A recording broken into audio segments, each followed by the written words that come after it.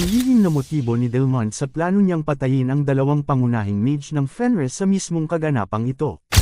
Ang kalupitan sa unang laban na kung saan ay ipinadala ni Hubert si Roberto na isang second circle laban kay Modi na isang fourth circle upang itago ang tunay nilang lakas. Ang paghakbang ni Alfoy sa bingit ng kagipitan nang mawalan na ng pag-asa si Hubert at hamakin sila ng mga kalaban, lakas loob na humakbang si Alfoy na isang third circle upang harapin si Brody na isang fourth circle mage. Ang pambihirang paggamit ng mahika ni Alfoy sa kabila ng pagiging third circle mage.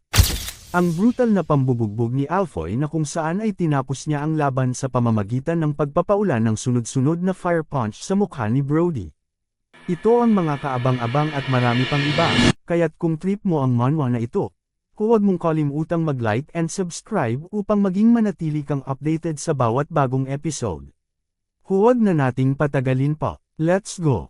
Dumating si Delmond at ang kanyang mga mages sa mismong bungad ng trangkahan ng Crimson Mage Tower. Naglakad ng may buong autoridad si Delmond habang kasunod ang napakaraming mages na nagpapalabas ng mga hindi kapani-pani walang aura. Hindi nakawala sa pansin ng mga elder mages ni Hubert ang puwersa ng kalaban, kaya't napamura sila nang mapansin nilang nagdala si Delmond ng humigit kumulang 50 disipulo. Namutla si Hubert sa kanyang nasaksihan at nagduda sa kanyang isipan kung sinusubukan ba ni Delmond na magsimula ng digmaan. Sa paghaharap ni na Delmond at Hubert, malinaw na agad na naligay sa dihadong posisyon ang grupo ng huli. Binasag ni Delmond ang katahimikan at formal na binati si Hubert matapos ang matagal nilang hindi pagkikita. Makikita sa mukha ni Hubert ang labis na inis na may halong matinding takot, kaya't hindi agad ito nakapagsalita. Diretsyong tumitig si Delmond at biglang nagpakawala ng isang napakalakas na enerhiya na may kasamang matinding pagnanasang pumatay. Ang puwersang ito ang naging dahilan upang mapa-atras ang mga mages at maging si Hubert mismo. Pilit na ibinabalance ni Hubert ang kanyang pagkakatayo habang napapamura sa isipan kung gaano kalakas ang kapangyarihan na inilalabas ni Delmond. Dahil sa matinding enerhiyang inilalabas ng kalaban, mabilis na inutusan ni Hubert ang kanyang mga kasamahang elder mages sa likuran na magtaas ng isang mana barrier. Hindi na nakapagpigil si Hubert at isinigaw niya kay Delmond kung ano ang sinusubukan nitong gawin. Tumitig lamang si Delmond kay Hubert, at hindi nagtagal ay may sumili na bahagyang ngiti sa kanyang mga labi. Agad niyang pinutol ang inilalabas na enerhiya, lumapit kay Hubert, at kalmadong ipinaalam na hindi ito dapat mag-alala dahil ang kanyang pagbisita ay isa lamang courtesy call upang suriin ang ilang mga bagay. Bago tuluyang makalagpas, ininsuto pa ni Delmond si Hubert at idiniin na isang malaking kahihiyan na nananatili pa rin ito sa parehong antas. Nang marinig ang mga salitang iyon, mabilis na napalingon si Hubert na may nanlilisik na mga mata at minura si Delmond, kasabay ng mariing babala na huwag itong masyadong magmayabang. Habang binabawi ni Hubert ang kanyang composure, ipinaalam niya kay Delmond na inayos na niya ang lahat ng kinakailangan kaya maaari na nilang simulan at tapusin agad ang anumang kailangan nilang pagtuunan. Masaya naman itong sinang-ayunan ni Delmond. Ngunit sandali pa lamang ang lumilipas ay naaga na ang pansin ni Delmond ng mga figure sa hindi kalayuan. Nakita niyang tuwid na nakatayo si Vanessa at agad niyang napagtanto na ito ang babaeng sixth circle na madalas pag-usapan kamakailan. Bukod kay Vanessa, may isa pa sa mga kasamahan ng mga elders ang mas lalong nakakuha sa atensyon ni Delmond. Napalingon si Delmond at tuluyang itinuon ang kanyang pansin kay Alfoy. Sa kanyang isipan, lubos na namangha si Delmond nang mapagtanto na ang lalaking kanyang tinitingnan ay walang iba kundi ang nag-iisang Alfoy na sinasabing tumalo sa Diyos. Sa kabilang banda, salungat sa mga paghanga ni Delmond, mababakas kay Alfoy ang labis-labis at matinding takot na nadarama nito sa mismong mga sandaling iyon. Sa mga sandaling ito, biglang nanlaki ang mga mata ni Delmond at nag-lock on ang kanyang pansin nang makita niya si Vanessa, at nakilala niya ito bilang ang tanyag na babaeng umabot sa sixth circle. Ibinaling din niya ang kanyang paningin kay Alfoy, at kinilala ito bilang ang lalaking di umano'y nakatalo sa isang Diyos. Nang may masamang ngiti, ibinulong ni Delmond sa kanyang sarili na ang presensya ng dalawang mahalagang figure ng Fenris sa lugar na iyon ay perpekto, dahil hindi na niya kailangang mag-abala pang hanapin ang mga ito upang patayin. Lumipat ang eksena sa Magic Combat Arena kung saan ipinahayag ng tagapagbalita na opisyal nang magsisimula ang duelo sa Magic Tower. Sinimulan ng tagapagbalita ang ulat tungkol sa mga nakamit ng mga disipulo, at kasunod nito ay ipinaliwanag niya ang mga patakaran at inihayag na magkakaroon ng kabuuang 5 magic na tunggalian. Hiniling din niya na magpadala ang bawat Magic Tower ng kani-kanilang mga disipulo na lalahok sa mga laban. Agad na tinawag ni Delmond ang isa sa kanyang mga disipulo na si Modi, na mabilis namang humakbang paarap. Mayroong ibinulong si Delmond ng palihim sa tainga nito na nagdulot ng isang masamang ngiti kay Modi. Lumapit si Modi nang may hawak na magic wand at ipinaalam sa kanyang master na naintindihan niya ang utos nito, habang kasabay nitong inilalabas ang kanyang napakalakas na aura. Lumingon nang may pag-aalala ang mga nakatatandang mage kay Hubert, at nagbabala sila na ang kalaban ay tila isang fourth circle mage na nagpapakita agad ng matinding lakas mula pa lang sa simula. May pagkabalisang itinanong ng mga ito kay Hubert kung sino ang kanyang ipapadala, habang iminungkahi naman ng isa pang nakatatanda na dapat silang magpadala ng katapat na kalaban. Matapos pag-isipan ng sitwasyon ng ilang sandali, inusisa ni Hubert kung isa bang second circle mage si Roberto at pagkatapos ay nag-utos na ipadala ito sa laban. Matinding tumutol ang nakatatandang mage sa desisyon at tinanong si Hubert kung seryoso ba itong magpadala ng isang second circle na disipulo upang harapin ang isang fourth circle na kalaban. Ipinaliwanag ni Hubert ang kanyang dahilan, at iginiit na ayaw niyang ibunyag ang kanilang tunay na lakas sa pakikipaglaban sa isang ganitong uri ng laban. Idinagdag pa niya na kahit malaki ang patlang sa antas ng kanilang circle, hindi susubukan ng mga kalaban na pumatay ng isang disipulo sa isang pampublikong lugar. Binanggit din niya na kahit matalo sila sa lahat ng naunang laban, ang pagpapadala kay Vanessa sa pinakahuli ay nakakagarantiya ng panalo na magsisilbing paraan upang maisalba pa rin nila ang kanilang reputasyon. Humakbang paarap si Roberto kahit nabakas sa kanya ang matinding pag-aalinlangan. Sinubukan siyang pakalmeyan ni Hubert sa pamamagitan ng pagsasabing isa itong magandang pagkakataon upang makalaban ang isang taong may mas mataas na circle.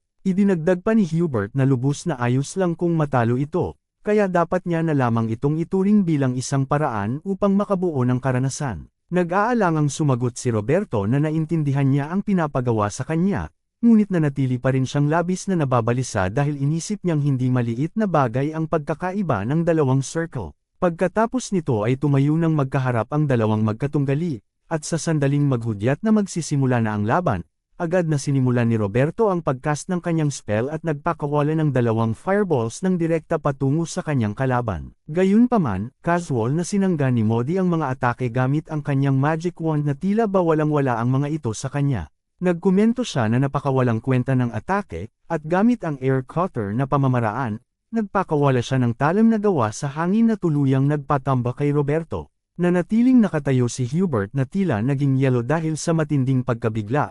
Samantalang labis naman ang kasiyahan ni Delmond dahil ginawa ng kanyang disipulo ang mismong iniutos niya, na subukang patayin ang kanilang mga kalaban. Agad na nagmadali ang mga mage upang suriin ang kalagayan ni Roberto, at sumigaw sila sa matinding gulat na masyadong malala ang pagdurugo nito, na mamatay ito kapag nagpatuloy ang ganoong sitwasyon, at na kinakailangan nito ng agarang lunas. Sa matinding galit, sinigawan ni Hubert si Delmond, kung saan tinawag niya itong isang tarantado at mahigpit na hiningi ang kasagutan kung plinano ba nitong ipapatay ang kanyang mga disipulo. Sumagot si Delmond sa isang napakakalmadong boses, at sinabihan si Hubert na magpalamig ng ulo habang iginigiit na ang pinakanagulat na tao sa kanilang lahat ay marahil ang mismong disipulo niya. Samantala, umakto ng napakayabang si Modi at hindi nagpakita ng anumang pagsisisi sa kanyang mga ginawa. Ipinagpatuloy ni Delmond ang kanyang pangungutya, at ipinahiwatig na malamang ay hindi inasahan ng kanyang disipulo na matatalo ang bata ng isang spell na may napakaliit na kapangyarihan. Naiwang walang masabi at nag-iinit sa galit si Hubert. Habang nakatayo sa kabilang panig ng arena, sinabihan siya ni Delmond na huwag masyadong magalit, at idinagdag na naiintindihan nito ang kanyang nararamdaman, ngunit nagtanong ito kung hindi ba karaniwang kaalaman na maaaring magkaroon ng mga nasawi sa panahon ng isang magical duel. Pagkatapos nito ay hinimok sila ng tagapagbalita na magpatuloy sa susunod na laban bago pa man lumamig ang tensyon sa paligid. Ang ikalawang laban ay natapos din ng napakabilis at nagbunga ng panalo para sa Crimson Magic Tower. Minsan pa, naging malinaw na ang tunay na layunin ng mga ito ay ang katayin ng kanilang kalaban. Umabot sila sa ikatlong tunggalian kung saan agad na sumuko ang disipulo ni Hubert bago pa man magsimula ang labanan. Dahil dito, nagsimulang manukso ng malakas ang mga disipulo ni Delmond, at pinagtatawanan nila kung paanong ang mga ito raw umano ang pinakamahusay na Magic Tower sa Hilaga sa kabila ng kanilang nakakaawang antas ng kasanayan. May halong pang-iinso ito nilang binanggit na ang makita ito ng personal matapos lamang makarinig ng mga balibalita ay nagpalinaw sa katotohanan, at tumatawa nila itong tinawag na mga walang kwentang basura. Sa kabilang banda, bumulong ang mga nakatatanda kay Hubert, at tinukoy nila na kahit kahanga-hanga ang antas ng kasanayan ng mga disipulo ng Crimson, mayroon talagang mali, dahil pakiramdam nila na ang tunay na layunin ng palitang ito ay ang patayin ng kanilang mga disipulo. May pag-aalalang nagtanong ang isa sa kanila kung wala na ba talaga silang magagawang hakbang bilang panlaban. Naging labis na kaawa-awa ang pakiramdam ni Hubert sa mga nangyayari at nagngit-ngit ang kanyang mga ngipin sa matinding galit. Dahil sa puot na nag-aalab sa kanya, lumingon siya sa kanyang mga natitirang disipulo, at nagtanong kung mayroon bang sinuman na handang tumayo para sa susunod na tunggalian. Gayunpaman, nanginig sa takot ang mga disipulo kaya pautal-utal silang umatras at nagtanong kay Hubert kung seryoso ba itong pinapalabas sila upang makipaglaban sa mga halimaw na iyon. Ipinahayag nila na hindi nila magagawa ang ganoong bagay dahil ang mga kalaban ay walang anumang pag-aalinlangan pagdating sa pagpatay ng tao. Napansin ni Delmond ang kanilang pag-aatubili kaya sinabi niya na kahit pa inilaan ang kaganapang ito upang ipakita ang mga nakamit ng mga disipulo, kung walang sinuman ang handang humakbang paarap ay bakit hindi na lamang ang Tower Master ang mismong lumabas. Pagkatapos nito ay humalaklak siya ng malakas bilang pangungutya.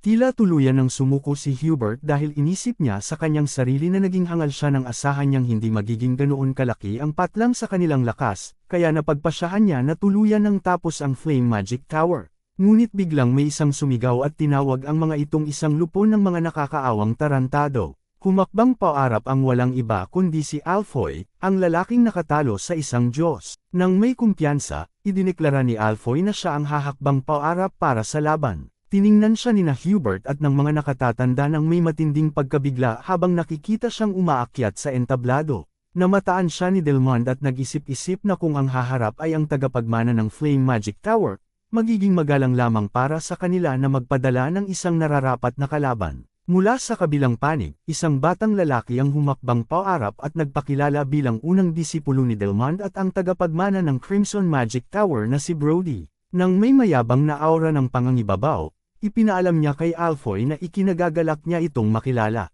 Agad siyang nakilala ng mga nakatatanda na labis na binalot ng takot. Napasinghap sila sa katotohanang ito ang Crimson Successor na isa palang mapanganib na Fourth Circle Master. Casual namang sumagot si Alfoy ng isang simpleng pagkilala at ipinaalam na siya ay si Alfoy. Subalit nagmadaling lumapit si Hubert at sinigawan siya na maghintay. Taranta nitong ipinaalam kay Alfoy na ang kalaban nito ay isang Fourth Circle Master, at nagtanong kung paano nito inaasahang manalo gayong isa lamang itong Third Circle Mage. Walang pakialam na itinanong ni Alfoy kung ano ang halaga ng bagay na iyon gayong hindi pa naman nila sinusubukan ang lumaban. Habang nililinis ang kanyang tainga gamit ang kanyang hiniliit na daliri at hindi nagpapakita ng kahit kititing na takot, pinaalalahanan niya ang mga ito na nakatalo na siya ng isang Diyos noon. Hindi makapaniwala si Hubert sa kanyang naririnig, at tinanong niya sa kanyang sarili kung tuluyan na bang nawala ng katinoan ng bata dahil para sa isang mage, ang kanilang circle ay ang lahat. Nangangahulugan lamang ito na wala itong anumang paraan upang manalo. Subalit mula sa likuran, pinatatag ni Vanessa ang loob ni Hubert at sinabihan ng Tower Master na huwag mag-alala. Ipinaliwanag niya na bagamat si Alfoy ay isang matigas ang ulong mage na puno ng reklamo, hindi nakikinig, at labis na mayabang, hindi naman ito mahina sa anumang paraan. Pagkatapos nito, inilabas ni Alfoy ang kanyang magic wand at naghanda para lumaban. Habang pinapanatili ni Brody ang kanyang mayabang na hitsura ng pangangibabaw, tinuya niya si Alfoy sa pamamagitan ng pagsasabing ang pagiging third circle lamang ng isang tagapagmana ng Magic Tower ay lubos na nakakahiya. Matapos iyon, sa pamamagitan ng isang nanlilisik na tingin, sinabihan ni Brody si Alfoy na alam nitong mamamatay ito roon. Naging seryoso naman ang mukha ni Alfoy at inulit nito ang salitang mamatay. Nagsimula siyang magpaikot ng isang barya sa kanyang kamay at casual na binanggit na bagamat halos mamatay na siya ng hindi mabilang na beses dahil sa turret adong si Ghislaine, ipinahayag niyang hindi mangyayari iyon sa araw na ito habang inihahagis pataas ang barya upang tapusin ang kanyang pangungusap. Pagkatapos nito ay pinitik niya ang gintong barya ng direkta patungo kay Brody, na tumama mismo sa ilong ng kalaban kaya nabali at nagdugo ito, at naging dahilan upang bumagsak ito ng diretso sa lupa.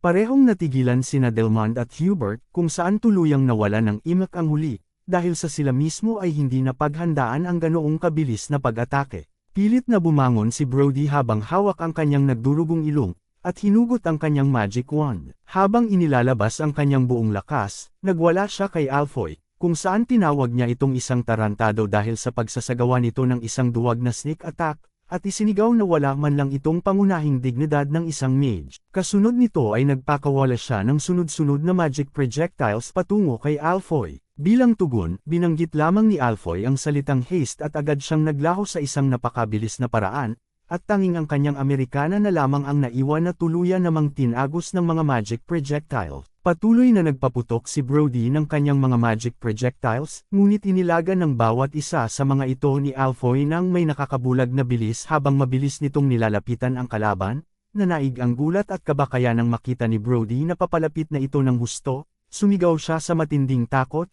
tinanong kung paano naging napakabilis ang tarantadong iyon, at nagmakaawa na huwag na itong lumapit pa. Dahil umaapaw sa kumpiyansa, nagcast si Alfoy ng Psychokinesis Stable Flip at nagangat ng isang malaking harang sa pagitan nilang dalawa, ukininam. Parang eksena lang ito ng Hunter x Hunter. Agad naman itong pinasabog ni Brody gamit ang kanyang mahika at dinurog ito sa libu-libong piraso, habang sapilitang tinatanong kung saan natutunan ni Alfoy ang mga ganoong mumurahing panlilinlang. Gayunpaman, nakapwesto na si Alfoy sa mismong tabi nito at buong lakas ng inihahanda ang kanyang susunod na atake. Gamit ang Fire Punch, nagpakawala si Alfoy ng isang matinding suntok ng diretso sa mukha ni Brody, na naging dahilan upang tumilapon ito ng 50 metro hanggang sa kabilang dulo ng arena.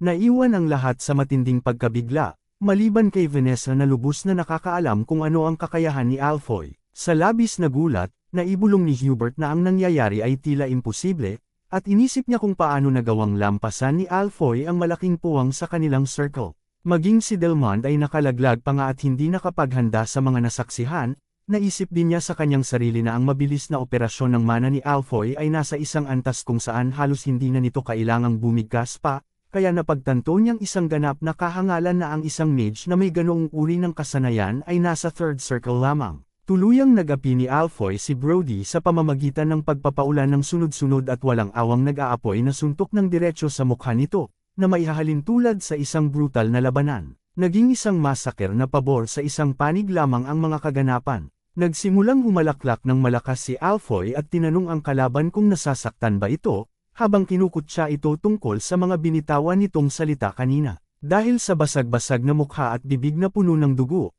pautal-utal na iginiit ni Brody na isang duwag na tarantado ang kanyang kalaban. Umiiyak nitong idineklara na napagdesisyonan na ang laban at tuluyan ng sinubukang sumuko. Ngunit hindi man lang siya pinatapos magsalita ni Alfoy, at agad itong nagcast ng fireball sa loob mismo ng bibig ni Brody, na naging dahilan upang bumulwak ang matinding apoy mula sa mga tainga nito. Tiningnan siya pababa ni Alfoy at tinanong kung seryoso ba itong makikipagtalo tungkol sa kung ano ang maituturing na kaduwagan o hindi sa loob ng isang larangan ng digmaan. Idinagdag pa niya na pagdating sa digmaan, ang mga resulta ang tanging mahalaga, kaya naman sa mga sandaling ito, ukininam. Ang walang kaduda-dudang nagwagi ay ang lalaking nakatalo sa isang Diyos, na walang iba kundi si Alfoy. Huwag kalimutan i-click ang subscribe button at i-on ang notification bell para hindi ninyo ma-miss ang mga updates. Babalik ako bukas para sa isa pang exciting na episode. Hanggang sa muli, ingat kayo at tandaan, ang kaban ng bayan ay kailangan bantayan, o ang kinabukasan natin ay pupulutin sa kangkungan.